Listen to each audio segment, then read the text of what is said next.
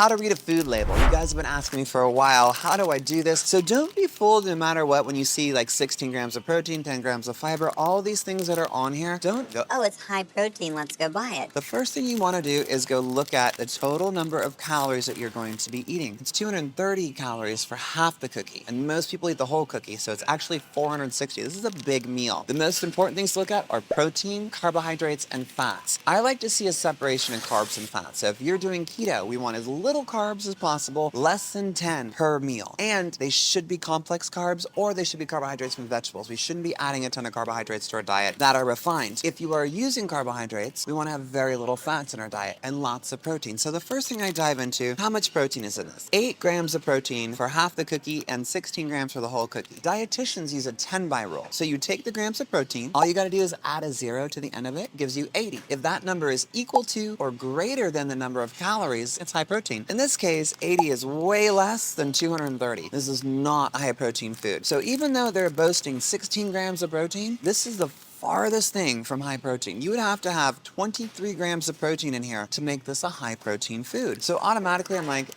not the best. But let's look at everything else. 7 grams of fat and 34 grams of carbs. So it has a good separation in carbs and fat. So this would be a carbohydrate-based food, not good for keto. Now let's dive into the ingredients. I look for modified food starches, modified corn starches. Anything modified will tend to raise your blood sugar significantly. Maltodextrin is another simple carbohydrate that converts quickly to blood sugar, causing massive spikes compared to regular sugars. Dextrose is a type of sugar as well, so is glucose and fructose, the worst possible sugar you can put in your body if it's not found in fruit directly. Invert sugar, cane sugar, those are sugars. Under carbohydrates, you're going to see added sugars. You'll see total sugars, which is the total number of sugars, including natural and added put together. But then you always want to look at added sugars. This is the refined sugars. These are things that are not naturally in the foods. So it's going to be cane sugar, dextrose, all these things that I was talking about. And then I look for seed oils. There's a big debate about seed oils right now. The reason that I'm not a fan of them is because when you get lots and lots of seed oils in your diet, it causes an imbalance in the omega-3 and omega-6 ratio that we have in our bodies. And when it's that high, we know that it causes all sorts of long-term health issues. The final thing I'm going to look for are artificial sweeteners and synthetic dyes. Red 40, blue, yellow, any of those with the numbers after them, those are going to be synthetics. I specifically picked these because I believe that they used to have erythritol in it. I could be wrong, but I'm pretty sure that they changed it. Erythritol, sucralose, which is Splenda, aspartame, acesulfate potassium. Those are the ones that I always look out for. That's how I read a label. These are the things that I look for. Take that, run with it, put your questions in the comments below, or put what foods or bars you want me to review.